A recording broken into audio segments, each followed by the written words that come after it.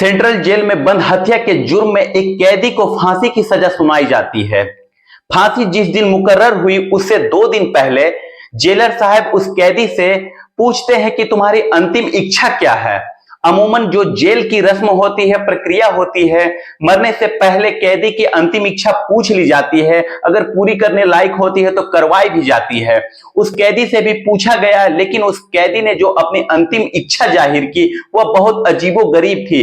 Jail के इतिहास में और उस जेलर के कार्यकाल में इस तरह का कोई भी मामला ऐसे नहीं कभी आया था। उस कैदी ने अंतिम इच्छा के तौर पर अपनी पत्नी के साथ सुहागरात मनाने की इच्छा जाहिर की, जो कि बहुत ही वो गरीब था। जेलर साहब बहुत हैरान रह गए यह सुन करके, लेकिन इच्छा पूरी की जा सकती थी, इसलिए वह बात को मान लेते हैं और उसकी इच्छा पूरी करवाई जाती है। उसकी पत्नी को बाकायदा बुलवाया जाता है, लेकिन उस कैदी के कमरे में जेलर साहब ने 2 खुफिया कैमरे भी लगवा दिए थे। और जब वह सुहागरात अपनी बीवी के साथ मनाने लगा, तब जेलर साहब अपने ऑफिस में बैठ करके उसकी सुहागरात कमरे की हर गतिविधि, हलचल को अपने लैपटॉप के स्क्रीन पर देख रहे थे। और साथ ही उनके स्टाफ भी होते हैं जो भी देख रहे होते हैं। थोड़ी ही देर में ऐसा कुछ हुआ कि जिसे देख करके जेलर साहब चीख पड़ते हैं और उनका जो स्टाफ था वह भी बहुत परेशान हो गया। सब लोग दौड़ करके भागते हुए उस कैदी के कमरे की तरफ जाते हैं। दोस्तों, आखिर बात क्या थी, आप भी सुनोगे पूरी कहानी तो आप भी दंग रह जाओगे। आज की कहानी मौत से पहले एक कैदी की अंतिम इच्छा के तौर पर अपनी बीवी के साथ सुहागरात मनाने की है। 2 दोस्त होते हैं, एक का नाम अर्जुन होता है, एक का नाम विमल होता है। दोनों में बहुत ही ज्यादा गहरी दोस्ती थी। दोनों साथ साथ बचपन में गुजारे और साथ साथ पढ़ाई भी किए और साथ साथ दोनों नौकरी भी करने लगे और एक ही कंपनी में दोनों नौकरी भी किया करते थे, एक ही पद पर किया करते थे। दोनों में अपार मित्रता थी, दोनों में बहुत ज्यादा लगाव था एक दूसरे से।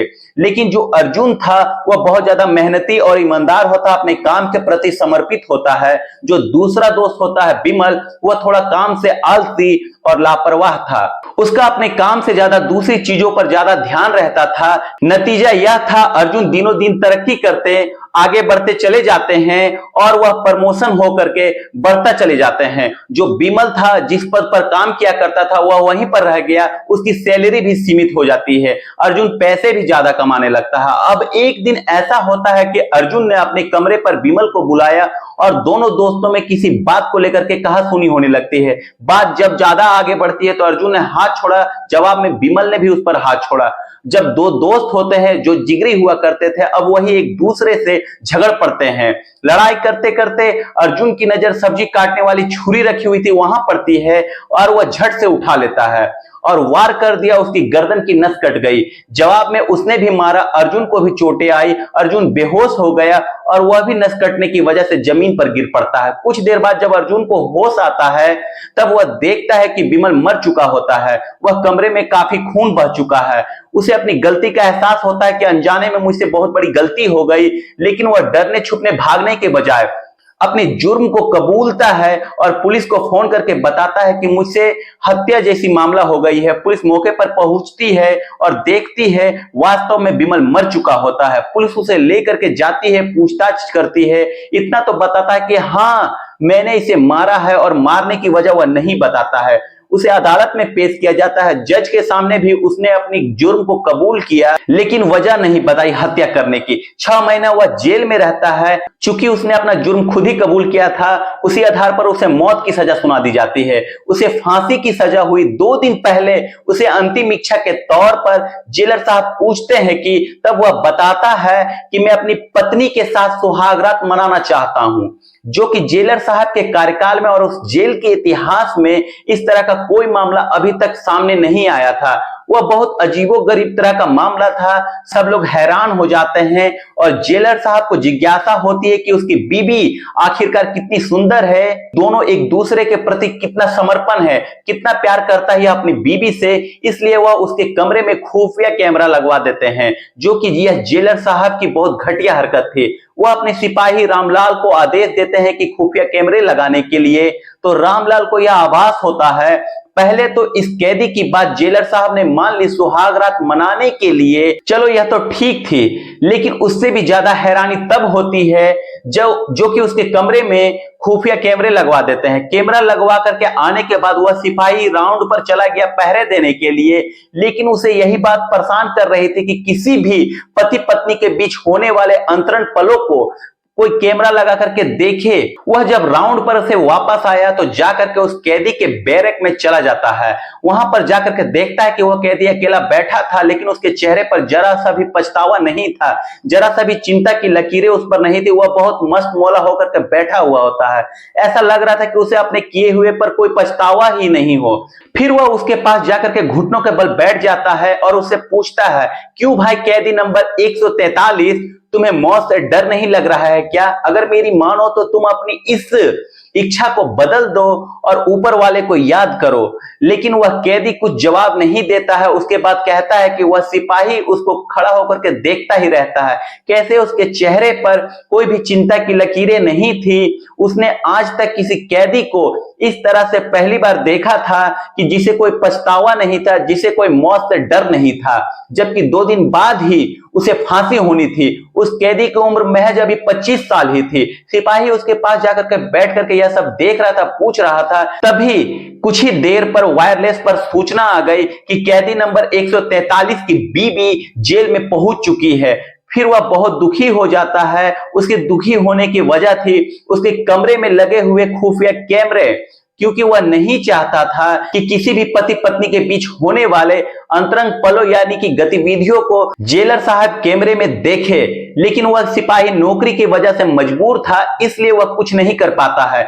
जैसा उसे ऊपर वाले आदेश देते उसके उच्च अधिकारी, उसे वैसे ही करना पड़ता। इस नौकरी को उसने 5 लाख रुपए रिश्वत देकर के पाई थी, तो अपनी नौकरी को लेकर के भी बहुत डर रहा था। अगर उनकी बात नहीं मानता, या तो उसे नौकरी से हाथ धोना पड़ जाता है, या तो उसे कहीं दूसरी जगह ट्रांसफर हो जाता। इसलिए वह अपने मुंह पर ताला लगा लेता है, कुछ नहीं बोलता है। फिर जेलर साहब के हुक्म पर उस कैदी की पत्नी को उसी बैरक में लेकर के जाया जाता है। उस कैदी की पत्नी बहुत ही ज्यादा जवान और खूबसूरत थी और अपने चेहरे पर पर्दा डाले हुए थी। जेलर साहब को लगा कि शायद यह बहुत ज्यादा पर्देदार और लज्जावान औरत है। उस औरत को लेकर के जाते समय सिपाही यही सोच रहा था, अगर इसे जेलर साहब ने देख लिया तो पक्का है उनकी नीयत खराब हो जाएगी, क्योंकि वह औरतों के बहुत ज्यादा शौकीन थे। अक्सर उनके कमरे पर रात के वक्त औरतों को भेजा जाता था और बंद कमरे में क्या होता था यह सब जेल के लोगों को भली भांति पता थी।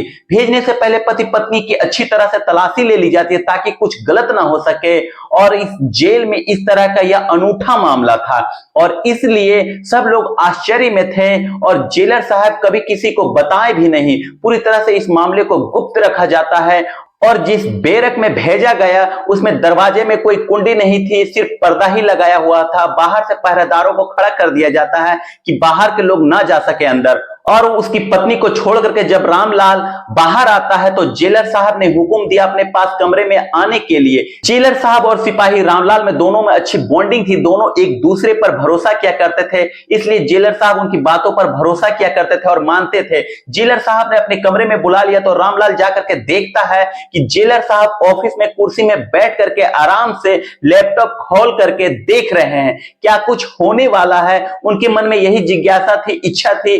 लेकिन रामलाल को जब अपने पास बैठने के लिए कहा तो वह शर्मिंदा हो गया कि पति पत्नी के निजी पलों को हम नहीं देख पाएंगे।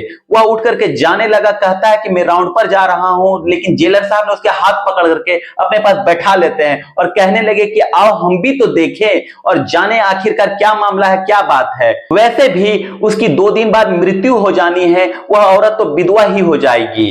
क्या होगा उस गरीब औरत की, बेचारी वैसे ही रहेगी, कुछ हम ही उसकी मदद कर देंगे। यह कह करके जेलर साहब हंसने लगे, लेकिन उनकी हंसी में मक्कारी और धोखेबाजी साफ झलक रहा था। सिपाही जान गया था कि जेलर साहब की नीयत में कैसी फितरत है।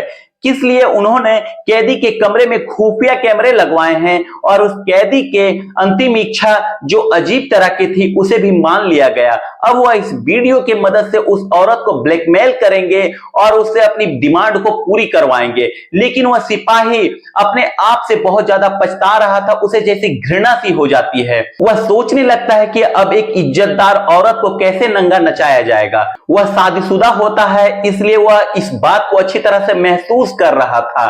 कैदी के कमरे में जो खुफिया कैमरे लगे थे वह बहुत ही उच्च क्वालिटी के थे और उसमें वॉइस रिकॉर्डर भी था, जिससे उस कमरे के मंजर को अच्छी तरह से सुना जा सकता था और देखा भी जा सकता था। जेलर साहब की नजर अपने लैपटॉप स्क्रीन पर खूब अच्छे से जम जाती है, वहां का मंजर वह देखने लगे। लेकिन सिपाही रामलाल को शर्म आ जाती, वह अपना सिर नीचे झुका लेता है। उस कैदी ने अपनी बीवी को पकड़ करके बैठाया और उसका चेहरा से घूंघट को हटा दिया और उसका चेहरा देखते ही जेलर साहब बेकाबू हो गए, उसकी खूबसूरती की तारीफ करने लगे। फिर उसके बाद पति पत्नी आपस में बातचीत करने लगे। फिर बात धीरे धीरे आगे बढ़ती है। फिर अचानक पत्नी ने पति के ऊपर चढ़ करके उसे अपने बाहों में कस के जकड़ लिया। पत्नी अपने पति से ज्यादा ताकतवर निकलती है। यह सब देख करके जेलर साहब बहुत ज्यादा हैरान हो गए और जो वॉइस रिकॉर्डर था उससे आवाज एकदम क्लियर आ रही थी कि दोनों आपस में क्या बातचीत कर रहे हैं, बातचीत क्या हो रही है, किस तरह की बातचीत हो रही है। फिर जेलर साहब अपने साथी पहरेदार और रामलाल को लेकर के, साथी और स्टाफ को लेकर के उस कैदी के कमरे के अंदर पहुंचते हैं और जैसे ही अंदर दाखिल होते हैं तो देखते हैं कि बीवी पास ही उसकी खड़ी है और कैदी जमीन पर पड़ा हुआ तड़प रहा है। जेलर साहब उसकी पत्नी का बाल पकड़ करके घसीटते हुए वहां से लेकर के चल दिए। फिर वह गिड़गिड़ाते हुए उसका पति जो कैदी था वह पूछने लगा कि मेरी बीवी को आप लोग कहां लेकर के जा रहे हैं, क्या करेंगे उसके साथ। लेकिन यह सब बात सिपाही रामलाल सुन करके कुछ कह नहीं सका। उसे तो पता था कि अब जेलर साहब उसका वह हश्र करेंगे जिसके बारे में उसने सोचा भी नहीं होगा।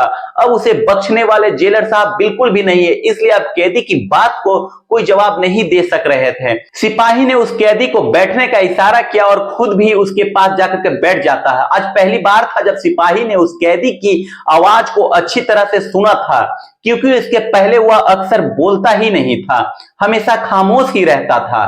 फिर सिपाही ने उससे पूछा कि तुम सच सच बताओ कि तुमने यह गुनाह क्यों किया, लेकिन वह फिर खामोश ही रहता है। तब सिपाही ने उसे थोड़ा जोर देकर के जबरदस्ती से कहा कि तुम सच सच अपने गुनाह को बता दो, यह सब तुमने क्यों किया। लेकिन नहीं तो तुम पति पत्नी ने जो कुछ भी कमरे में किया है वह सब कैमरे में रिकॉर्ड है, अगर नहीं बताया तो वह दुनिया के सामने पेश कर दी जाएगी। तुम्हारी बीवी की इज्जत की सवाल है, इसलिए तुम सारी बात सच सच बता दो और यह भी बता दो कि तुमने अंतिम इच्छा के तौर पर अपनी बीवी के साथ सुहागरात मनाने की इच्छा क्यों जताई। जब रिकॉर्डिंग की बात सुना कैदी तो उसके चेहरे पर थोड़ी मायूसी आ जाती है। काफी देर से शांत रहने के बाद वह बताना शुरू किया कि मेरा नाम अर्जुन है, मेरा एक दोस्त हुआ करता था विमल, हम दो दोस्त थे, बहुत अच्छे से रहते थे और मेरे लिए वह जिंदगी था और मेरी सलाह के बगैर मेरा दोस्त कोई कदम नहीं उठाता था। हम दोनों ने साथ साथ में स्कूलिंग की, आगे की पढ़ाई हम दोनों ने साथ साथ की और साथ ही साथ हम दोनों नौकरी करने लगे। जब मैं नौकरी करने लगा तो मेरे घर वालों ने मेरी पसंद से एक लड़की की शादी कर दिया और मेरी बीवी मेरी जिंदगी में आई और उसका नाम आरुषि था। आरुषि अपने साथ अपनी किस्मत भी लेकर के आई, मेरा प्रमोशन हो गया कंपनी में और मेरा दोस्त विमल वहीं पर रह गया जिस पद पर वह काम किया करता था। जब मेरा प्रमोशन हुआ तो मेरी सैलरी भी ज्यादा हो गई और घर पर सिर्फ मैं रहता था और मेरी बीवी आरुषि रहती थी। मेरी माँ थी लेकिन वह मेरे बड़े भाई के साथ शहर में रहती थी। अब कंपनी से जब छुट्टी होती थी तब मैं जब कभी जरूरत होती थी, घर में अकेली पत्नी थी किसी काम के लिए, तो मेरा दोस्त के ऊपर जब काम का ज्यादा दबाव नहीं था तो वह मुझसे पहले कंपनी में छुट्टी होती थी घर जाता था तो मैं उससे मदद के लिए भी कह देता था। कोई काम करना होता था तो मैं उसकी मदद ले लिया करता था बेहिचक, सब कुछ ठीक ठाक चल रहा था। लेकिन फिर कुछ दिनों के बाद मेरी बीवी अचानक परेशान सी रहने लगी। मैंने उससे कई बार पूछा तो तुम्हें दिक्कत क्या है तुम बताओ, लेकिन अब कुछ वह नहीं बता पाती। धीरे धीरे उसका रवैया बदलने लगता है। तब एक दिन मैंने शक्ति से, आरुषि से पूछा तो उसने ऐसी बात कही जिसके बारे में मैं कभी सोचा ही नहीं था। उसने बताया कि विमल मुझ पर बुरी नजर रखता है। यह सुन करके मुझे बहुत ज्यादा गुस्सा आ गया। मेरी बीबी मुझे बहुत प्यारी थी, लेकिन अपनी दोस्त पर भी मुझे भरोसा था। मैंने कहा आरुषि जरूर तुम्हें कोई गलतफहमी हुई होगी, लेकिन उसने कहा कि अर्जुन मैंने इस बात को अच्छे से महसूस किया है। तब मैंने सोचा कि इस बात की अच्छी तरह से जांच पड़ताल की जानी चाहिए। तब इसलिए मैं एक दिन अपने दोस्त को कुछ पैसे दिया और ये कहा कि शाम को ऑफिस से घर जाते समय सब्जी ले जाकर के अपनी भाभी आरुषि को दे देना। मैं यह जानना चाहता था कि आरुषि को कोई गलतफहमी हुई है कि मेरा दोस्त ही गलत है। इसलिए विमल के ऑफिस का टाइम मुझे पता था, छुट्टी का। जब वह छुट्टी हुई जाने लगा तो उसके पीछे पीछे मैं भी पीछा करते हुए चला आया और जब घर पहुंचा तो वहां पर देखने के बाद होशो हवास मेरे उड़ जाते हैं। अंदर ड्राइंग रूम में देखा कि तो विमल और मेरी बीबी आरुषि बात कर रहे थे। आरुषि कह रहे थे कि विमल अब बस बहुत हो गया, छोड़ो मुझे, अपनी हद में रहो। तो विमल कहने लगा कि आरुषि अगर तुम मेरी बात नहीं मानोगी तो मैं तुमसे जबरदस्ती करूंगा। यह सब सुन करके मैं बहुत हक्का बक्का रह गया और लेकिन उन दोनों के सामने नहीं जा सकता था क्योंकि मेरे अंदर इतनी हिम्मत नहीं थी। फिर मैं उल्टे पांव वहां से वापस चला आया। जो कुछ भी मैंने सुना था वह सब बिल्कुल सच था। 2 दिन बीत गए। उसके बाद मैंने अपनी पत्नी को मायके भेज दिया और ऑफिस से वापस आते समय अपनी दोस्त विमल को लेकर के अपने घर आ गया। मुझे उससे कुछ पूछना था या जानकारी चाहिए थी कि आखिर उसने ऐसा क्यों किया। और यही बात जब मैंने अपने दोस्त से पूछी तो उसने जो बात बताई उसे सुन करके मुझे और भी ज्यादा गुस्सा आ गया। उसने कहा कि आरुषि के पहले से ही कई लड़कों के साथ अफेयर है, उसका चक्कर है, उसका चाल चलन ठीक नहीं है। इतना सुनने के बाद मैं आग बबूला हो गया और गुस्से में उसे पीटने लगा। जवाब में वह भी मुझे मारने लगा। दोनों तरफ से मुक्का मुक्की शुरू हो गई। तभी मेरी नजर पड़ती है घर में सब्जी काटने वाली चाकू पर। मैंने उसे झट से उठा लिया और यह सब इतना अचानक हो गया कि मुझे कुछ पता ही नहीं चला। चाकू उसके गर्दन के नस पर लग गई और वह लहूलुहान होकर के गिर जाता है। मैं भी बेहोश होकर के गिर गया। थोड़ी देर में जब मुझे होश आया तब मैं देखा कि मेरा दोस्त मर चुका है। फिर मुझे बहुत अफसोस हुआ कि मैंने यह सब कुछ जानबूझ के नहीं किया है। मैं कोई मुजरिम नहीं हूं। मैं सदमे में चला गया। इतने में मैं पुलिस को फोन करता हूं कि मुझसे एक हत्या हो गई है और पुलिस को अपने आप को हवाले कर दिया, अपना गुनाह खुद ही कबूल करते हुए। 6 महीना बीत गए। अर्जुन को फांसी की सजा हुई, लेकिन हैरत की बात यह थी कि उसकी आंख में एक भी आंसू नहीं थे, ना तो उसके चेहरे पर कोई भी चिंता की लकीरें थी। इससे पहले भी उसकी पत्नी एक बार जेल में आई थी मुलाकात करने के लिए। तब बहुत सरसरी सी मुलाकात हुई थी, लेकिन उसके बाद मरने से पहले कैदी ने अपनी पत्नी के साथ सुहागरात मनाने की इच्छा को जाहिर किया। यह बात बहुत अजीब लगता है। फिर इसलिए सिपाही और जेलर यह जानना चाहते थे कि आखिर उसकी बीवी में क्या खास बात है। क्या वह अपने पति से बहुत ज्यादा प्यार करती थी या दिखने में बहुत ज्यादा सुंदर है इसलिए पति उसे बहुत चाहता था। इसलिए वह कैमरे लगा दिया और हर बात को रिकॉर्ड करना शुरू कर दिया। लेकिन उस रात को जब बीबी उसे मिलने जाती है सुहागरात मनाने के लिए, तब वहां का जो मंजर देखा जेलर और सिपाही ने, तो पूरी बात ही अलग थी। वह दोनों चौंक पड़ते हैं। उन्हें यकीन ही नहीं हो रहा था कि जो कुछ भी उन्होंने सुना उस कमरे में। जैसे ही बीबी पहुंचती है तब अर्जुन ने उसे अपने पास बैठा लिया और आमने सामने कर करके पूछना शुरू कर दिया कि मैं तुम्हारी सारी बात जान गया हूं, जो सच है। मैंने जो अपने दोस्त की हत्या किया उसमें गुनहगार वो नहीं था, बल्कि उसके गुनहगार तुम हो। तुम्हें अपनी इज्जत उछालने का बहुत शौक है ना, इसलिए मैं तुम्हारी इज्जत को लूटूंगा।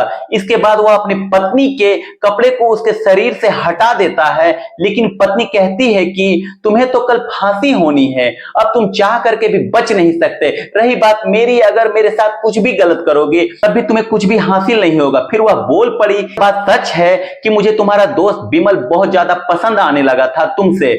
वह मेरी सारी सच्चाई जान चुका था कि मेरे बहुत सारे लड़के के साथ पहले से अफेयर है। वह सारी बात तुम्हें बताना चाहता था, लेकिन मैं उसे हमेशा अपनी तरफ खींचने में लगी हुई थी कि अगर वह मुझसे दोस्ती कर ले तो मैं उसके करीब हो जाऊं, ताकि वह तुमसे कोई बात ना बता सके, लेकिन वह हमेशा बीच में तुम्हारी दोस्ती को लेकर के आता था कि मैं भाई के साथ, अर्जुन के साथ, अपने दोस्त के साथ कभी कोई गलत नहीं कर सकता। वह उल्टा मुझे ही समझाने लगता था, इसलिए मैं तुम्हारे मन में गलत बातें डाल रही थी कि तुम अपने दोस्त से दूर हो जाओ, इसलिए डर पैदा कर रही थी कि तुम उससे दूरी ही बना करके रखो, वह ठीक इंसान नहीं है, ताकि तुम मेरी बात पर यकीन कर लो और मुझ पर शक ना करो।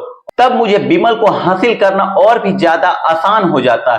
यह सुनकर के अर्जुन को बहुत ज्यादा गुस्सा आ गया और वह अपनी पत्नी को मारने लगा, लेकिन उसकी बीवी उससे बहुत ज्यादा ताकतवर निकलती है। वह अपने पति को धक्का देकर के गिरा देती है, बाकायदा उस पर चढ़ करके बैठ जाती है, उसे मारने लगी। यह सब मंजर जेलर और उसके साथी सिपाही रामलाल लैपटॉप स्क्रीन पर देख रहे थे। वह सब भागते हुए उस कैदी के बैरक की तरफ पहुंचते हैं और उन दोनों को अलग किया, लेकिन उसके बाद ही सिपाही को यह बात समझ नहीं आ पा रही थी कि कैदी ने आखिरकार अपनी बीवी को यहां पर क्यों बुलाया। फिर वह अर्जुन से पूछने लगा कि आखिरकार तुम अपनी बीवी को यहां पर क्यों बुलाते हो। तब वह कहने लगा कि उस वक्त जज्बात में आकर के तो मैंने अपने दोस्त विमल का कत्ल कर दिया था, लेकिन उसके बाद जब मेरी बीवी मुझसे जेल में मिलने के लिए आई, जब मेरी उससे बात हुई थोड़ी बहुत, तो मुझे एहसास हुआ, कुछ बात उसकी अजीब लगी कि मेरा दोस्त तो विमल गलत नहीं था, बल्कि मेरी बीवी आरुषि ही गलत है। इसलिए मैंने किसी को भी अभी तक अपनी दोस्त को मारने की वजह नहीं बताई है, क्योंकि मेरी बीवी की इज्जत का सवाल था। लेकिन अब मुझे लगने लगा कि जब मेरी बीवी ही गलत है, लेकिन अब मुझे लगने लगता है कि मेरी बीवी ही ठीक नहीं है, इसलिए मेरे दिल में यह बात बैठ गई कि मैं अपनी बीवी को बुला करके सच्चाई को जानूं। इसलिए मैंने अपनी बीवी को यहां पर बुलाया, लेकिन अगर वह मेरी इस पास आकर के भी सच को स्वीकार नहीं करती, तब भी मेरे बुलाने का कोई फायदा नहीं होता। इसलिए मैंने जानबूझ करके इस जेल में बुलाया उसे सुहागरात मनाने के लिए, क्योंकि इतने दिन जेल में रहने के बाद वो मैं अच्छी तरह से जेलर को समझ चुका था। अगर हम दोनों पति पत्नी कमरे में रहेंगे तब वह जरूर खुफिया कैमरे लगवाएगा, और मेरा सोचा बिल्कुल सही साबित हुआ। और मुझे यह पहले ही पता चल चुका था कि मेरे कमरे में कैमरे लगे हुए हैं, लेकिन इसलिए मैं जरा सा भी नहीं डरा कि अब इस कमरे में जो भी बातचीत होगी वह सब कैमरे में रिकॉर्ड हो जाएगी और सारी बात जेलर साहब को पता भी चल जाएगी। लेकिन मुझे अफसोस इस बात का है, मैं भले मर जाऊंगा, कोई दिक्कत की बात नहीं है, गलतफहमी में आकर के मैंने अपने दोस्त का कत्ल कर दिया, जबकि मेरी बीवी ही गलत थी। अब तो मैं चाहता हूं कि मेरी बीवी को भी सजा मिले। वही है जिसने हम दोनों के बीच में दरार पैदा किया और यह नफरत का बीज बोया। कैदी की बात सुनकर के सिपाही हैरान रह गया। वह बहुत ही चालाक था। इतने दिन जेल में रहने के बाद भी वह जेलर की फितरत को अच्छी तरह से भांप गया था, और इसीलिए उसने ऐसा खेल खेला था जिसमें वह पूरी तरह से कामयाब भी रहा। उसकी बीवी का असली चेहरा हालांकि कैमरे में रिकॉर्ड हो गया था। फिर वह उस कैदी को उस बैरक में छोड़ करके वापस आया जेलर के पास, तो उनका दरवाजा अंदर से बंद पड़ा हुआ था और उस कैदी की बीवी को अब वह आसानी से छोड़ने वाले नहीं थे। उनकी फितरत को रामलाल भी अच्छी तरह से जानता था, और इसके बाद वह अपने राउंड पर चला गया और सोचने लगा कि एक औरत कितनी जिंदगी को बर्बाद कर सकती है, और उसी ने कितने लड़कों की जिंदगियां बर्बाद कर दी और आज अपने पति को भी मौत की दहलीज पर ला करके छोड़ दिया। इस जेल में नौकरी करते हुए उस सिपाही ने इस बात को अच्छी तरह से समझ लिया था कि ज्यादातर जुर्म जज्बात में आकर के किए जाते हैं। सच को बिना जाने ही जब सच जाना जाता है तो बात कुछ और होती है, और इसलिए कोई भी काम करने से पहले एक बार जरूर सच को जान करके ही कदम उठाना चाहिए। तो दोस्तों, आज की यह पति पत्नी की कहानी आप लोगों को कैसी लगी, कमेंट सेक्शन में अपनी प्रतिक्रिया जरूर देना, और वीडियो अच्छी लगी तो लाइक और चैनल को सब्सक्राइब जरूर कर लेना। मिलते हैं अगले किसी वीडियो में फिर किसी नई कहानी के साथ। तब तक के लिए धन्यवाद। जय हिंद, जय भारत।